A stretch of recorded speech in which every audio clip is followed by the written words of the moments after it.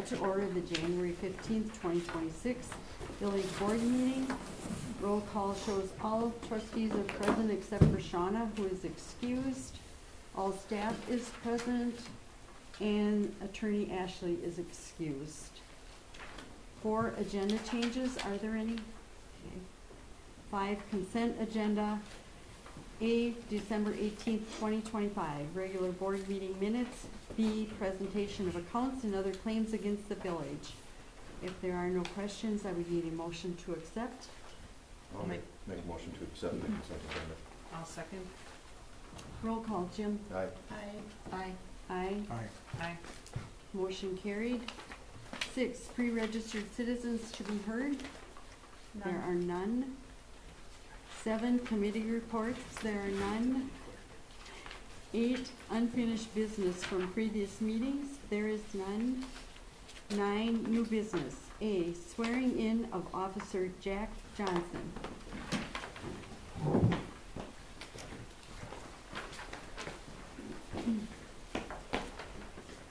Just raise your right hand and repeat after me. You want to choose a little bit? I, Jack Johnson, I, Jack Johnson, having been certified as a law enforcement officer having been certified as a law enforcement officer by the Law Enforcement Standards Board by the Law Enforcement Standards Board and having been duly appointed as a police officer and have been duly appointed as a police officer for the Hortonville Police Department, for the Hortonville Police Department, do solemnly swear do solemnly swear that I will support the Constitution of the United States and the Constitution of the State of Wisconsin, that I will support the Constitution of the United States and the Constitution of the State of Wisconsin, and will faithfully and impartially discharge the duties of said office to the best of my ability, so help me God. and will faithfully and impartially discharge the duties of said office to the best of my ability, so help me God. Welcome.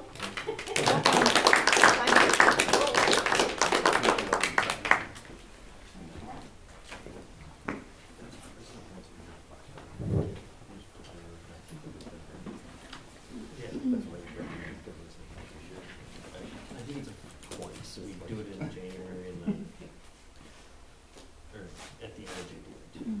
There's one in December and then there's a final one in January. That's it.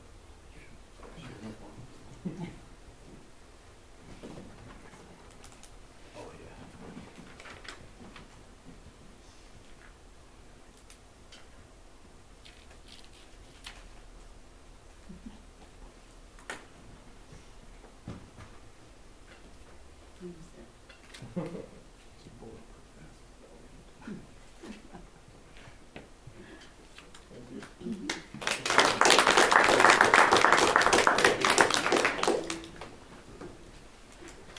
Okay, we'll go to B, TID 7 creation, presentation, discussion, and possible action on R-1-26, resolution creating tax incremental district number 7, approving its project plan and establishing its boundaries.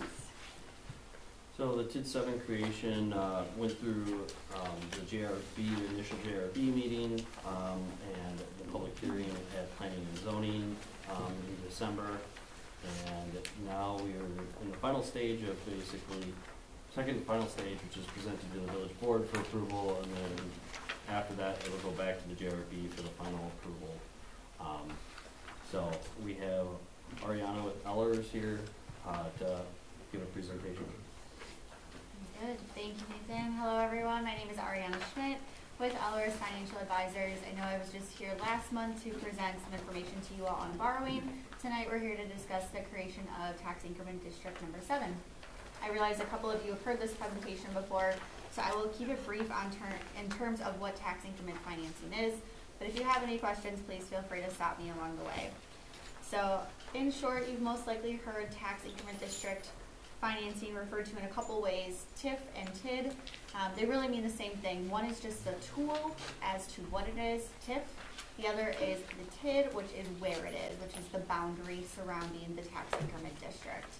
Really what it's for is an economic development tool. There's not a lot of tools in the state of Wisconsin that allow you to promote economic development, so this is one of the tools that statute allows you to leverage. Basically what happens is you create the district. At the time the district's created, the value of the properties are frozen.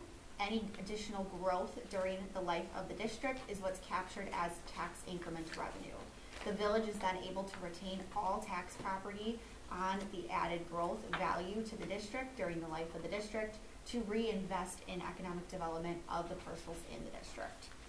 So if you turn to the next slide, this showcases that in a picture, but really that blue is the baseline property value, again, the value of the parcels as they stand at the time of creation.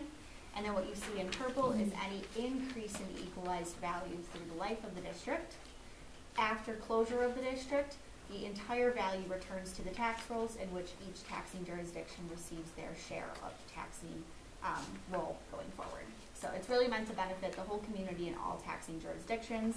However, the taxing jurisdictions beyond the village do forego any additional tax increment on that added value to the district during its life, which is why they are the members that make up the Joint Review Board and why they are a voting member in the creation process. So looking at this district specifically, we've identified a couple highlights from the project plan, but I know you all have seen the larger project plan, so these are just a couple key items to highlight. What you see on screen here is the proposed map, which again is the boundary of the proposed TID. Since the Joint Review Board and Plan Commission, there's been a couple of brief changes in which 3 parcels were added and 1 parcel was removed. This was largely to ensure that the plan for Nature's Haven for what eventually may be replatted will align with the boundary of the district. So that potential subdivision will be right about in center. I don't know if you can scroll your mouse to kind of show where it is, but that would be right in this area is where the proposed development would be. Now there are other parcels included in the district for a variety of reasons. There are other projects that may occur in the district as the life goes on, but the key driver of the creation right now is this Nature's Haven subdivision. Approving the creation of the district does not give any approval for that subdivision to happen. Those approvals happen separately. So what we're looking at tonight is approving putting the district into place, so that gives you the tool then to leverage to make those other decisions in the future. There's a variety of items on here about acreage. The district is proposed to be a mixed-use district, which according to statute does require at least 50% of the parcels in the district to be considered suitable for mixed use. So we do meet that test at 96%. And then additionally, you are limited on how many parcels or what percentage of acreage in the district can be considered newly platted, meaning it would be intended for future residential development. So in this case, we're at 33% and you are limited to 35%. So a large reason the parcels that are selected as you reflect on the map are to ensure you stay within that test. So both of which you are compliant. The last test is what we call the equalized value test. So this is in terms of your total tax increment districts in the village. You are limited as to how much value you can have in TIDs across your village. That 12% is about $46.5 million. Right now, with your existing tax increment districts, you are at about $24 million. The proposed base value of the new district would add an additional $3.7 million, putting you to a total of $28 million out of that $46 million cap, meaning you will be at about 7.25% of your total value that you could incorporate into TIDs in the future, meaning you've got about $18 million of residual value to create new TIDs in the future, and then as other existing TIDs close, that value returns as well. Project costs. So in the project plan, we outline a variety of projects that the village may decide to execute. By having them in the project plan, they are eligible, meaning that the TID, if it has increment available and if you all decide to execute the projects, you may pursue that and you may pay for those projects using tax increment revenue. This does not commit you to doing any of these projects. This does not approve any projects. It just, again, makes them eligible to be paid for with tax increment that's generated. So all of these projects you see in here are potential projects that you may pursue in the future. These are estimated costs, understanding that the costs will change, but this is the best guess that we have at the time of creation. Biggest project I will draw your attention to is the Nature's Haven project. There's just the Nature's Haven Boardwalk, and then there is also development incentives, which I'll talk through on the next slide here.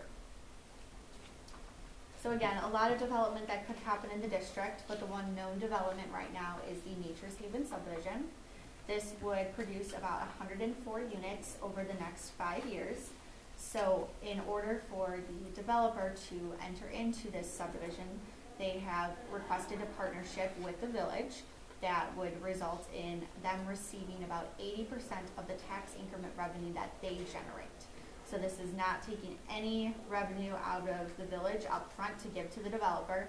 This says as the developer generates growth and that added value is brought into the village, that increment, so that additional revenue that the district is creating from this development, rather than putting all of that increment into other projects, the developer is paying for his projects on his own and then is requesting 80% of that tax increment back. That would only be driven from the development of the developer. So if other growth occurs in the district, that increment would be retained by the village for other projects.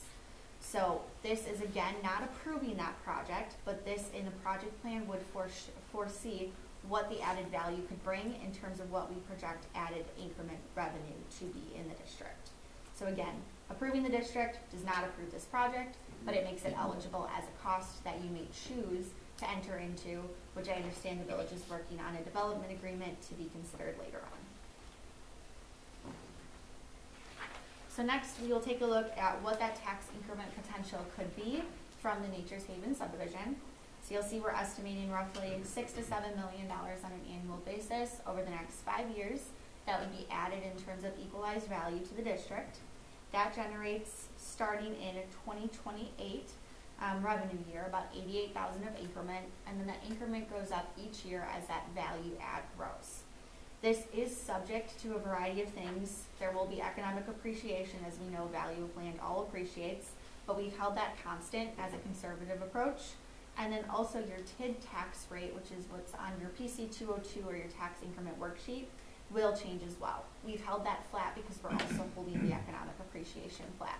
So this is not meant to say this is where it will end up exactly, but this is an estimate based on known values today and shows you what the development could produce in terms of tax increment. So if this were to shake out the way that we have it shown, that shows that the future value of the tax increment revenue generated that the village can retain to invest into the TID is about $8.2 million. So then we carry that forward into the cash flow to take a look at any other expenditures that the district may have. So we take a look at your revenues in the orange, which again, the only revenue we're showing right now is that tax increment revenue, that roughly $8.2 million over the 20-year life of the TID. And in the green columns, we show the expenditures. So biggest expenditure is that municipal revenue obligation or that development incentive that we just reviewed. That would be with the Nature's Haven subdivision. Again, taking 80% of the tax increment revenue generated by the project to be paid by the TID back to the developer. Additionally, there are ongoing planning and administration costs associated with having a TID in place, largely due to DOR fees and keeping the district open, as well as annual reporting that the district is beholden to. So we do have some costs factored in for that. So what this shows is the point in which your liabilities, your cumulative balance of the district exceed your liabilities is the point at which you would close the district. In this case, the municipal revenue obligation runs through the life of the district, so we would project the district to close in 2047, which is in 20 years. So any questions on the project itself before I get into the timeline and next steps? All right, as Nathan alluded to earlier, there are a variety of approval processes along the way that are required by statute. The first 3 have already occurred: the joint review board meeting, in which really is organizational in nature, where they convene, review the project plan, and provide any feedback. Then there's the public hearing and the plan commission meeting, which were held in December. And then tonight is the village board approval. So this, if you all choose to approve the district, would be the formal creation date of the district. Thereafter, though, it does go back to the final joint review board for final approval. Basically, what their responsibility is to agree that the but-for test is met, which is again part of TID statute, which says but for the creation of the district, the development proposed would not occur in the same manner as proposed. So if you choose to approve the district tonight, that final joint review board meeting would be held February 5th. If not, that meeting would not take place. So those are the final steps. I will turn it back to you unless there are any other questions or comments for me. Does anyone have questions? If not, we will need a motion to accept this resolution. I'll make a motion to approve R-1-26, the resolution creating tax incremental district number 7, approving its project plan and establishing its boundaries in the village of Hortonville. I'll second. Roll call, Jim. Aye. Aye. Aye. Aye. Aye. Motion carried. C, discussion on 90% engineering design for Main Street between Cherry and Nash.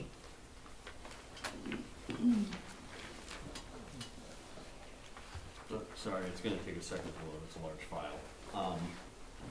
This is, we do have the 90% designs, there's a few changes that obviously this, the village staff has already responded to the engineering firms about fixing, and I can go over a few of those. And then we just have a few other questions that we wanted to ask you on certain areas here. We will be meeting with the county tomorrow and our engineering firm to kind of go over other issues that we have that are addressed in the current plans. But, sorry, it's a large file, still loading, so. Is there any questions? I mean, you guys got this before. Do you guys have any questions or thoughts on certain things? Just a couple that I brought up to you. Right, we'll touch on those. Yeah, we'll touch on them, and you had said you'd already addressed them, so. Well, yeah, we sent them information on them, but, Well, we're waiting to talk about it. yeah. So at Mill and Main, it only shows stop signs at Mill. And although there is a stop ahead sign somewhere between Cherry Street and Briggs Street, alerting you to the fact that you're gonna be stopping on Main. So I think that was just an omission there. Yeah. They didn't put the stop signs. And then the other thing we had talked about was, that little, I don't even know the right term for it, that triangular piece, and then there's that right turn lane if you're going from the east to the north, from Main to Nash. We had talked about putting stop signs there versus yield signs, and you said you had already addressed that too, so did I buy you enough time to pull up the file? Not so Still much. loading, it says. Still loading. It's cut down. It was normally, I think it was about 14 gigabytes initially. Where were we gonna put the flashing cross, like, So that's kind of the issue that's come up. Okay. So their designs have errors in them. They can't put those at Main and Ash.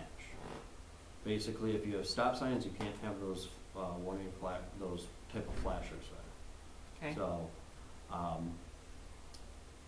basically, we were looking at what are some other areas that we put those in. Pine Street was one, where those crosswalks are. The idea would be to probably remove the eastern crossing and just have a western crossing with those, Could do both. or both, I guess. And then the other one was a crossing by the bridge across from like the fishing pier, one across there. On Nash Street. On Nash Street. And then in 2027, when we redo the east side of town, you could do one on Oak Street, a little further down, where the school crossing is there. So my only question with putting it, so you're saying by the bridge on Nash, so are there homes nearby that would have that flickering light? I mean, is there, There's a rental property from one of the businesses next to it that might be affected by the flashing, but the flashing, it's temporary, well, depending on where it is, I'm trying to think, because it's obviously, it's not facing in the window, but it depends on the location of where you put that crosswalk. I think it might affect that. And I don't know where the actual rental property is in that building, so I don't know how much it would really affect, but that's obviously an issue. Now it loads. Okay. We'll pull it up here and we can talk through it. okay?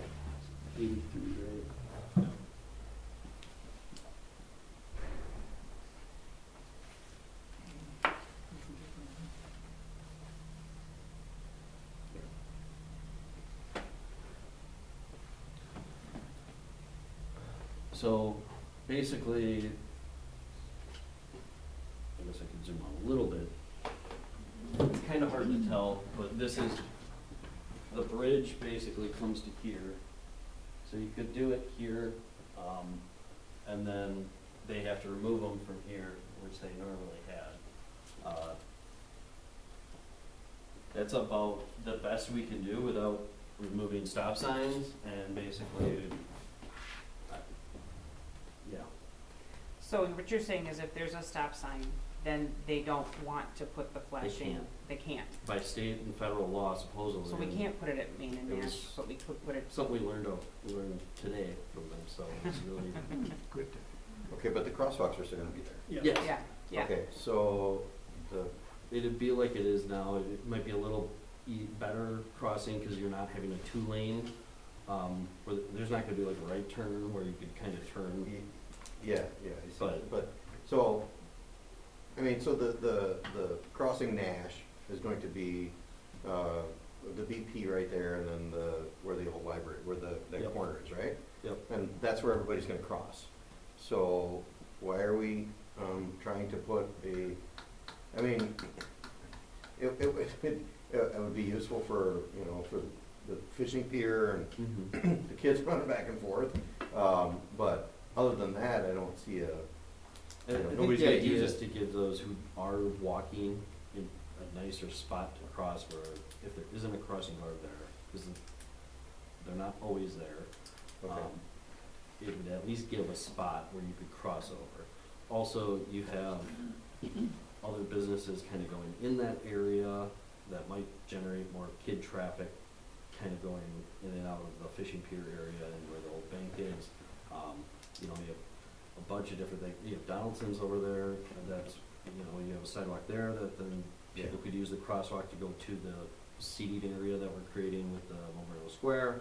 So I think it has a function that's nice for families and kids. Yeah. Is it overkill though? Like if that's Yeah. flashing and then somebody stops for that and it's still flashing, then they proceed, now they've got a four-way stop. It almost seems like it's gonna clog up traffic at the four-way stop. I don't know. I don't know if it would clog too much of a four-way. It might, it's definitely a stop to a stop if someone is crossing. And then, okay, then the other one you're thinking, further Pine up, Street. further up, so Pine Street is the one with the parking, right? Yep. Yeah, that absolutely that makes perfect, because that's where everybody crosses already. So Yeah. for that So one, you could putting, use, putting flashing lights there is you could either ideal. do it at both of those strips. You could remove one of the strips and then only do it on one. I would say both. And keep it I would say put it at one, but, I only say both There- only because you don't want somebody that's like right at Pine, then they get stopped. There might be somebody thinking that then they can go Well, behind you and, you wouldn't do a crosswalk. So basically, you would remove, if you would keep it on the north side, you'd remove this crosswalk here entirely, and then you would just have a crosswalk here with the rapid flasher. Each of the rapid flashers cost about, for both sets, it's $24,000. So, does it make sense to have one on each of those that basically, I don't know.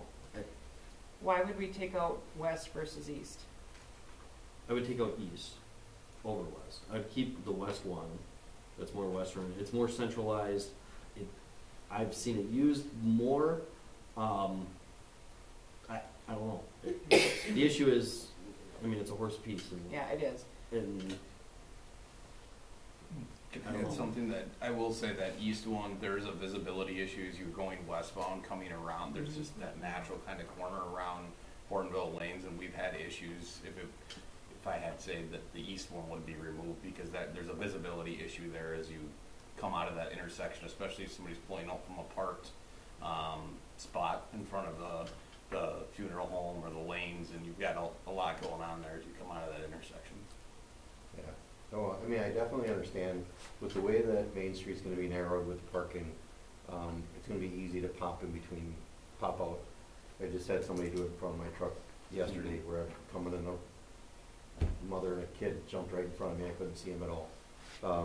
So, it's a parking lot area, but the same thing is, I think is driving through New London, I just was in there last night, and it's the same situation where you got people coming between cars and you can't see them until the last second. So I absolutely like the idea of at least putting one there.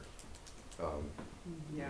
Because everybody crosses there already, and it's already gonna get a little bit narrower, but And we're not gonna have a ball bounce anymore, so I'm not gonna what? the ball Oh, bounce. the bump outs. So it's, Yeah. you're not, at least, we're currently, you're not sitting behind the parked cars, you're sitting in front of them, where in the future, you're gonna be kind of standing behind the parked cars, so that's why the flasher is really nice for that, because then you can just click a button and go.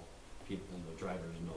And that's a one-way. Yeah, the right? only, Mhm. I would almost think the east one would be the one to keep, though, because that's where everybody crosses, isn't it?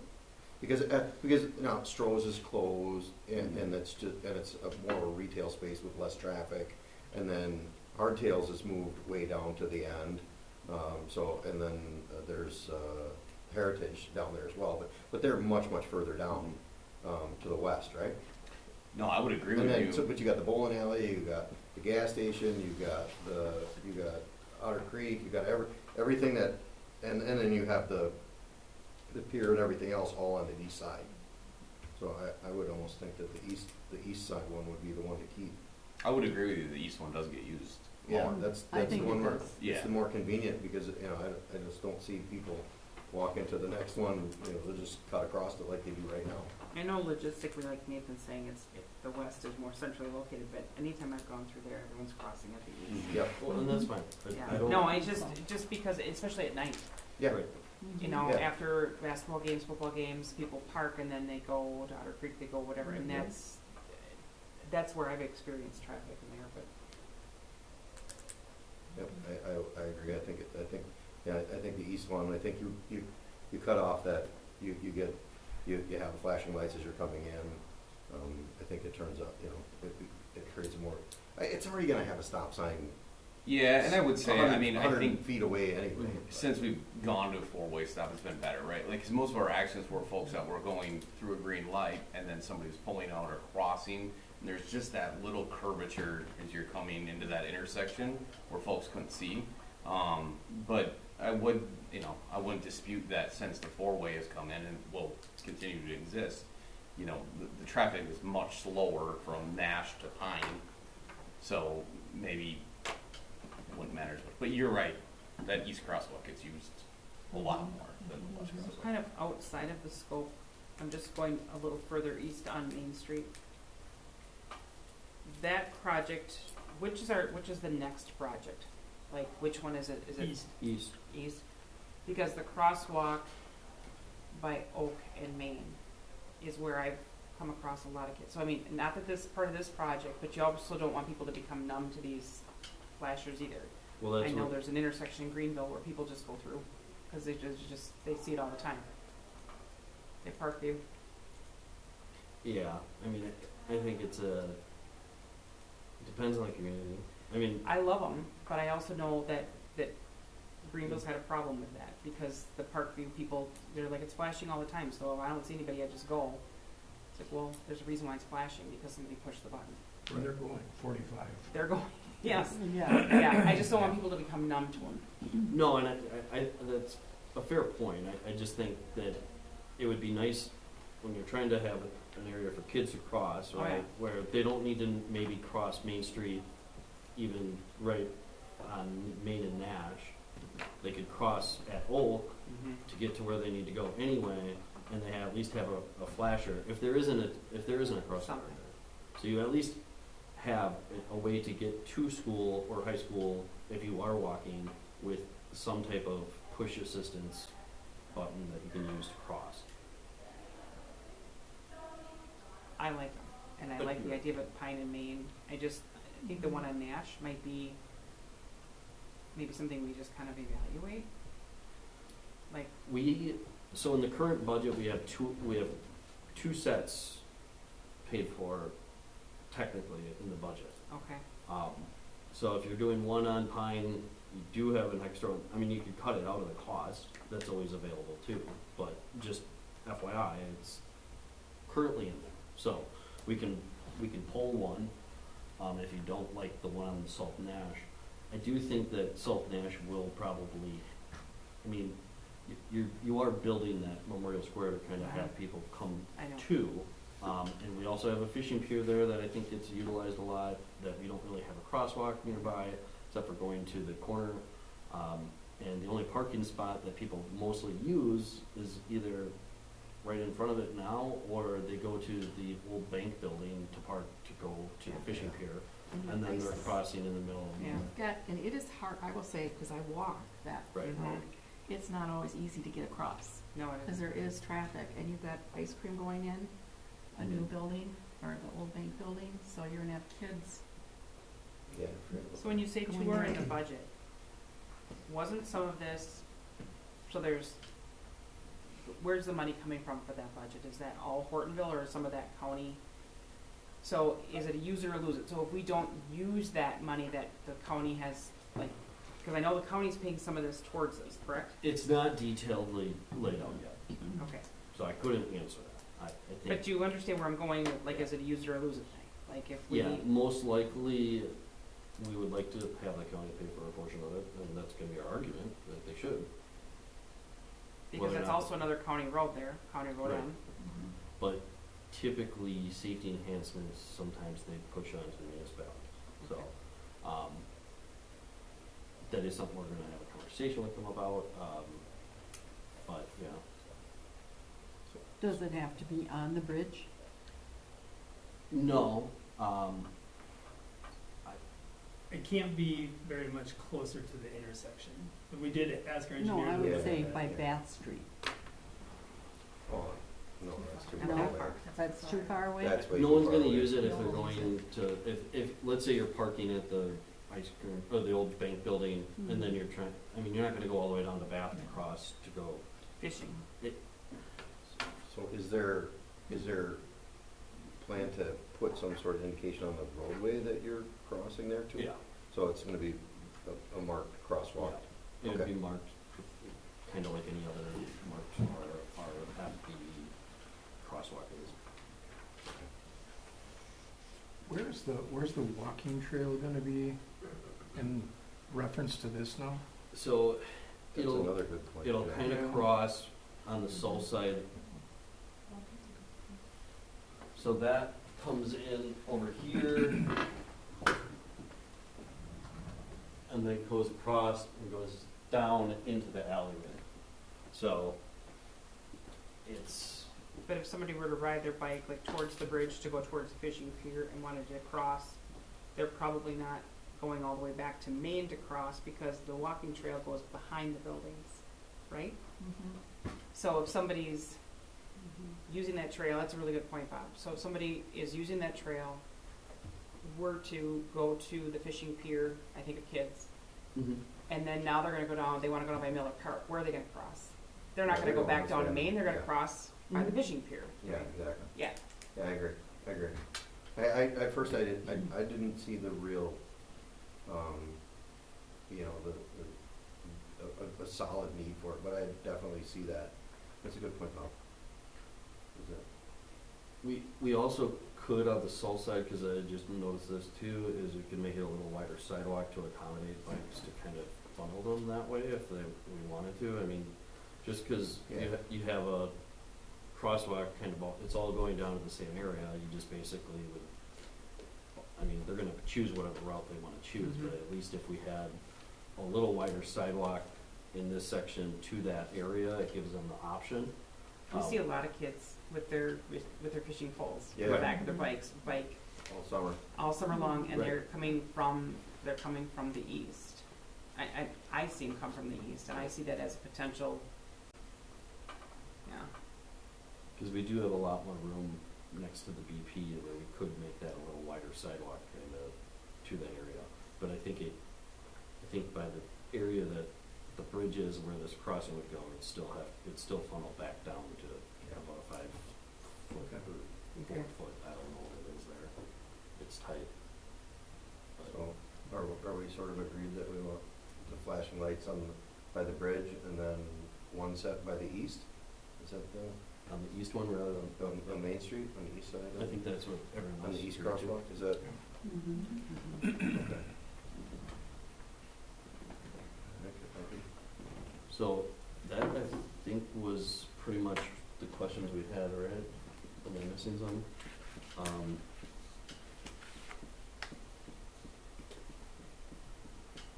There are a few houses that there's a large amount of trees coming out of, with the designs, but Can you show us?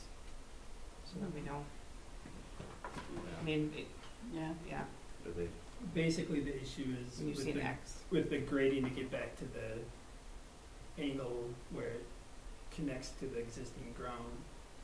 So the It's big, gonna be either in the, one of the biggest ones is the yellow house on Briggs in Maine. either in the tree or in the roots of the tree, which you start Oh, okay. grading into those, the tree's gonna die either way. Yeah, after the tornado, people are a little sensitive about the trees around here. Well, I'm it's gonna gonna try and- happen because we also on the when we go to those other areas where we replanted those trees, I know, unfortunately, those salt side trees are all gonna coming be out, I know, pretty much. I know, but people are pretty sensitive around here around the trees, So just myself Yes. included. this kind of line that moves back and forth, that's the line where the grading meets the original ground level. So this would all be graded back to here, so where these trees are in the grading area. This is the only one that's outside the grading area, but usually with trees, the crown of the tree is about a good example of where the root mass is too. So with that one, you're grading into half of its roots, it's probably not gonna make it very long. Is there current retaining wall there? Is that, no? Okay. yeah, Like brick wall? mound, it's like Yeah. dirt, it goes up right away.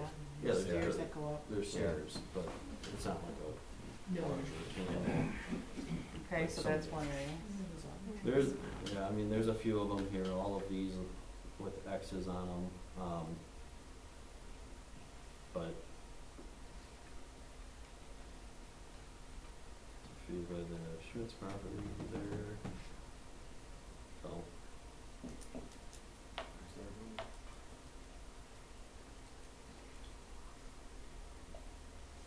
Yeah.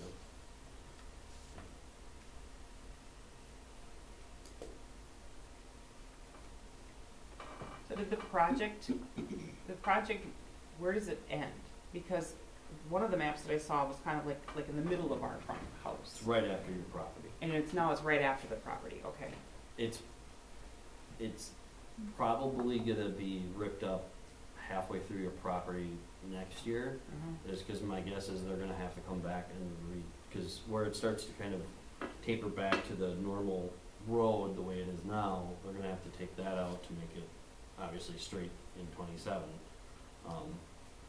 But At least on the Veterans south Park, side, maybe not in front of your house. Lucky you get the double. I know, that's, You well, get double whammy. and the double whammy, but I'm also looking at Veterans Park too.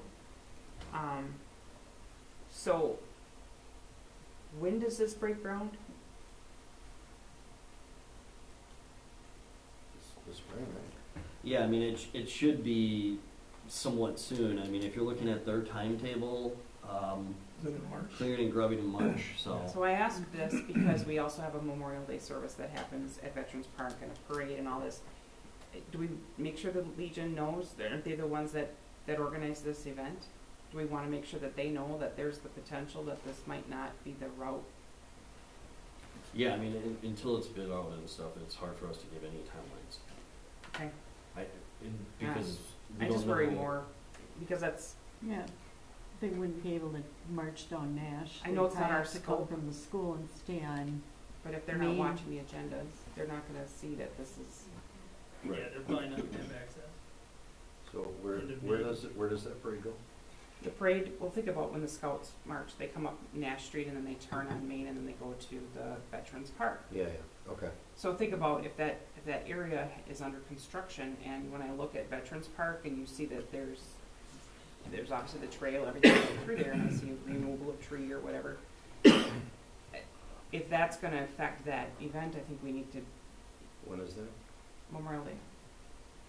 They would probably have to come down Oak and Yeah. Main. Correct, but like if it rips up the front of that park, there might need to be just an alternate location for the year or an alternate way to get into the park, or Will it go that It might far? be No. fine. Is it gonna go? Might be just Yes, I'm fine. gonna- I don't know. Because and that's kind of the question, so the reason I wasn't answering is because they're doing it in halves, I know. right? So they're doing north half, south half, so the south half will, according to this, be open potentially unless this timeline changes or we switch something up or anything like that during Memorial Day, it looks like.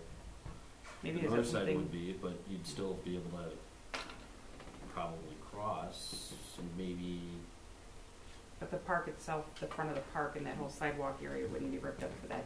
What I'm trying to say is if we have a way to, for one, number one, communicate, but secondly, if we have a way to say, north side, could you hold off on this until after that last my weekend? guess is they would probably just change it to be going to their, facility. Okay.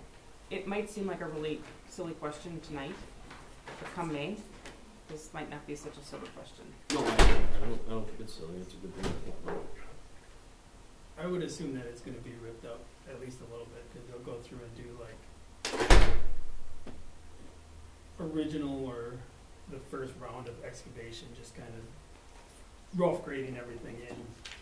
Well, but part of the other issue too, on the other, is we've been kind of debating whether or not we wanna start on the north side or south side first. If that's an option for us to change it, I think ideally, probably it'd be better to start on the south side first, but, I don't know. I mean, it's just a few hours on one day, I get that, but this is a big event for them. Mhm.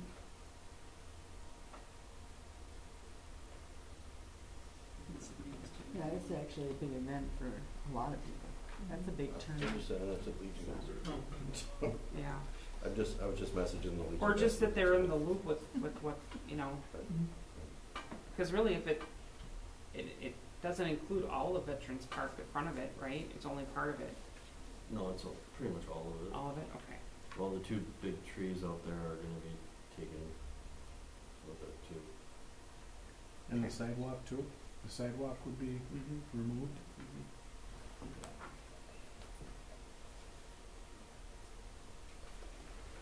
So I think one of the thoughts was to talk tomorrow with the engineering firm on if there's a reason to show the north side first or the south side, and if that's an option to switch, probably when we maybe talk with the business owners and see if they're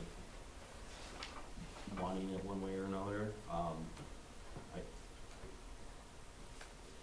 I know it's not ideal for anyone, because it's gonna be kind of all summer anyway, but It's just a large community event. That's probably the best way to put it. It's a very big turnout event.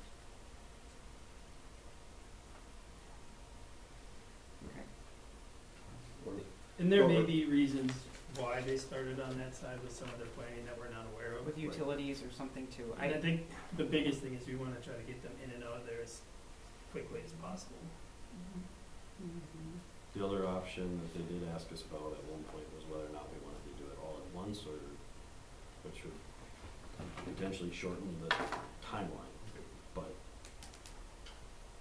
If they're doing north and south, is the plan is to still have two-way traffic, just be tight, no parking, and, I don't know what that would or is it be. flag? 'Cause I don't think there would be Is it a enough. flag person and you're going, I think it's probably gonna be a Detours. detours, and I don't know what I think the idea is, when the north side businesses are being taken, the sidewalks and stuff, you could still access the businesses on the south side.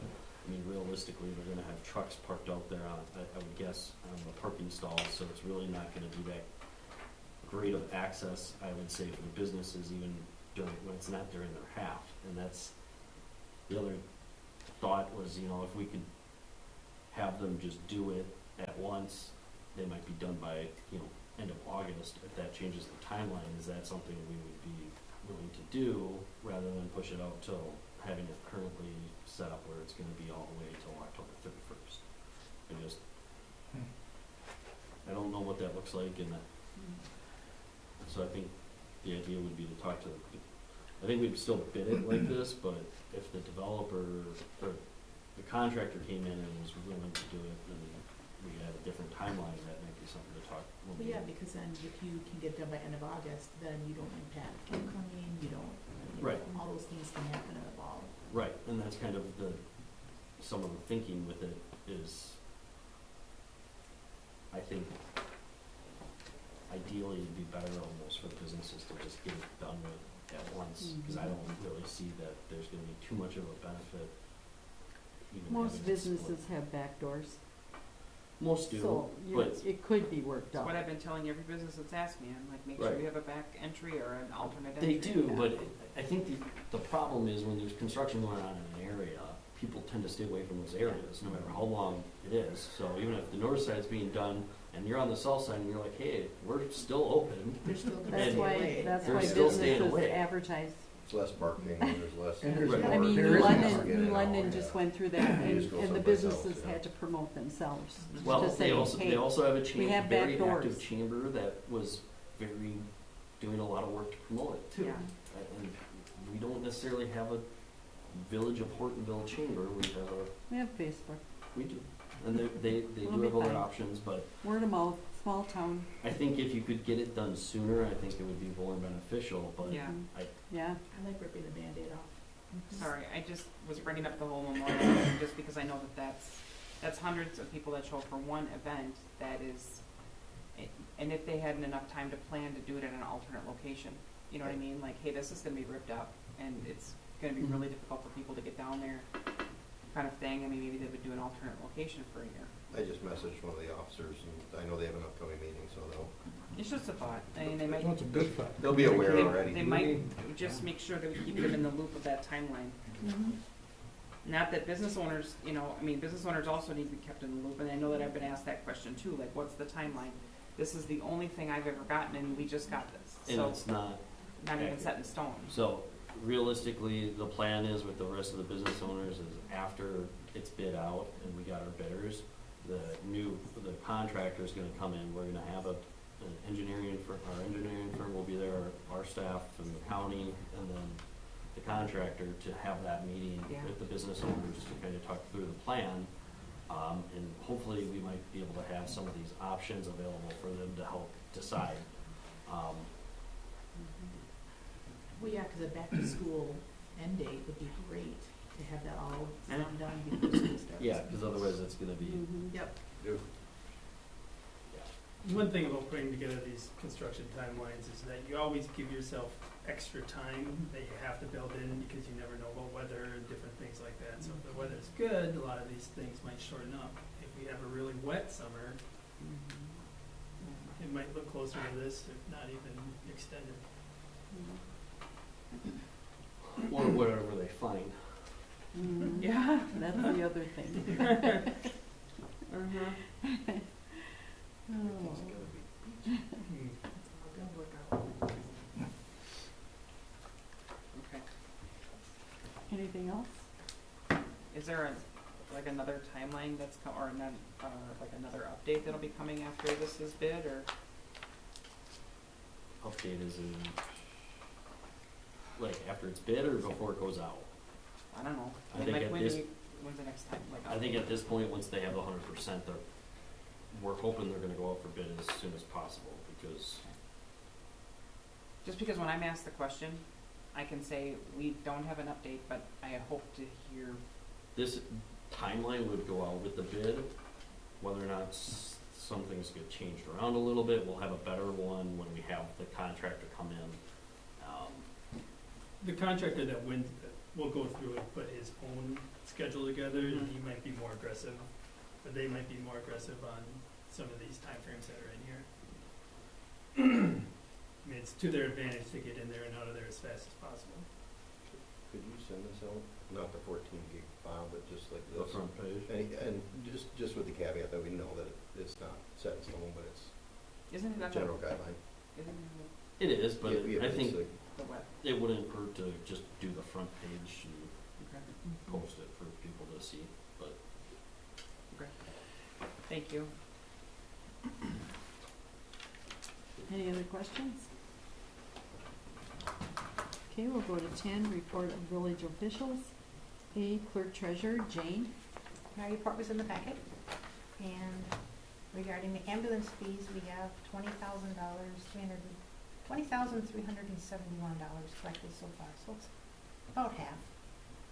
So, people are sending us their checks. Any questions for Jane? Okay, we'll go to B, Director of Public Works, Aaron. My report did not make it in the packet, I was out on Monday. Most of my time has been being spent working with McMahon on this Main Street design and working with Ellers on their water and sewer study.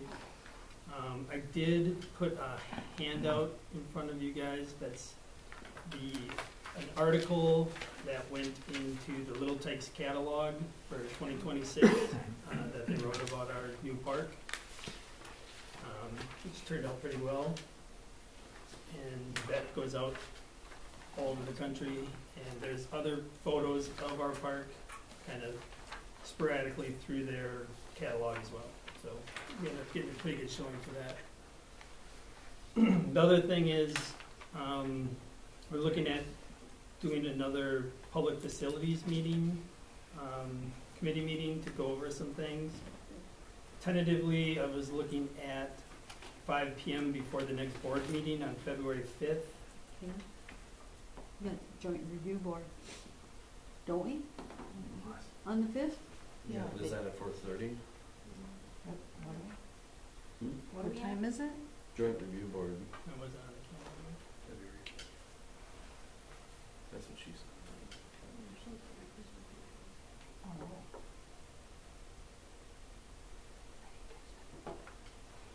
Alright, well, maybe I'll come up with a couple extra dates and send them out to the group, and we'll find one that works for Is that. there something time sensitive that you need a different night, or? Not really, just need some direction on some of the things that we're looking at. So yeah, that's not gonna work on the 5th then. If joint review board's at 4:30, At 4:30? I think it was the last time. Ooh. I thought it was at 5, but maybe It not. might be. I don't know. No, we can look into it, I'll send some other dates out.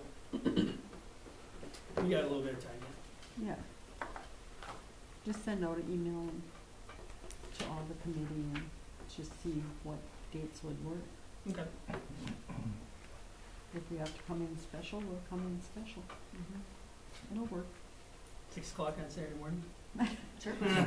Well, I'm up, but I don't know about anyone else. I'm up, but I'm not really doing No, that not at that that time. Oh, yeah, just let us know. Will do. Perfect. Okay, we'll go to C, Police Chief Brian. Well, reports in the packets, we're at full staff.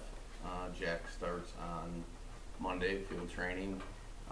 Just got back here about an hour and a half ago, was that Sheriff Chief training, all week this week in Milwaukee. And, you know, kind of thought about things, certainly not gonna bore the group here about what's occurred over the last 4 days, but, you know, just listening to the 43 new sheriffs and chiefs in the room and reflecting on that, and just really proud of our department and the relationships, I think, in the community and the district, and, you know, a lot of that is driven by village board and the school board and the relationships with the first fire department and first responders. Again, not to poke at anyone else, but I think we're in a really good situation as I look around the state and hear from others. So I think something for our entire community to be pretty proud of. So very good. Good to hear. I think so too. Yeah, very good. Any questions for Brian? When was the last time you were at full staff? Well, you know, it's and this we was. need to commemorate it. If you want to talk so- about a really hot discussion at the Sheriff Chief conference, this was it. Recruitment, retention, you know, staffing. But we've been we've been at full staff. We had that change of a full timer moving to part time. So we've been kind of on and off, but you know, for the most part, we've been at full staff. It's just been that challenge this year with Right. with some things, some kind of unforeseen things, but you know, we're in a good position right now. So with those changes, and so yeah, like I said, Jack starts on Monday, and he'll start the full field training process, and I know he's really looking forward to it, and we are as well. So all good. Any other questions? Okay, we'll go to Dean Library Director, Ally. Library board meeting this coming Monday at 5 p.m. I will be posting a part-time position by tomorrow. We had an employee leave in October, but a former employee was able to cover a few months for us in the meantime. So now we are finally posting that October position. So when one department is full staff, another one, it's a rotating door. And really hammering out our summer plans already. So we have some pretty big events planned and scheduled and contracted already for the summer. So we're very excited. That's about it. Any questions for Ally? Okay, we'll go to E, attorney, and she is out. F, administrator, Nathan? I have a report in the packet, and other than that, just kind of working on finalizing different things with the Nature's Haven development, and talking, kind of working with Aaron on some of the Main Street stuff, and trying to get some of those plans figured out. Yeah, a lot of last minute things. Met with a few developers on expanding or purchasing lots. The old BMO building was one that was, I had one person go through that probably won't end up buying that because it's just listed really high, but yeah. So. Any questions for Aaron? Or for Nathan? Sorry. I'm looking at Aaron. Okay, then we'll go to G, building permit report. It is in the packet. H, any other miscellaneous topics for future discussion? Nothing. We'll go to 11, communication and miscellaneous business. A, Black Otter Lake District news. Bob? We had our meeting here this last Monday, so I had a handout that I presented in. It's got both of our approved meetings from July and then from November, along with the financial report, so nothing really new. I guess at our meeting we talked about some maintenance issues on the harvester and things that they're gonna be prepping for, but other than that, nothing really new. Any questions for Bob? Okay, we'll go to B, Hortonville, Hortonia Fire District news. Jim? We met last night and went over the year-end budgets for both EMS and fire. And if anybody is interested, I mean, there's about 2,000 left for fire, and they pretty close to right where they were budgeted. Fire calls for the year came in at like 92. I have a list of them, of all the fire calls, if anybody wants to check that out. EMS is up a little bit. They're just shy of 300 calls last year. Their average is, like 250. A lot of them are from the assisted living that's right up here behind us. The fire and EMS is pretty quiet so far to date. One of the things that we did discuss was, and this is going to be coming up, is the open burn notification requirement that is being proposed for Hortonville and Hortonia. We never had that, but there's been some issues with open burns that had potential, hazard. They weren't planned out well, and we've been really lax on it for a long time, and I think Jack would just like to get there's no charge. He's not setting it up he doesn't want to set it up like other districts have where they charge to get a permit.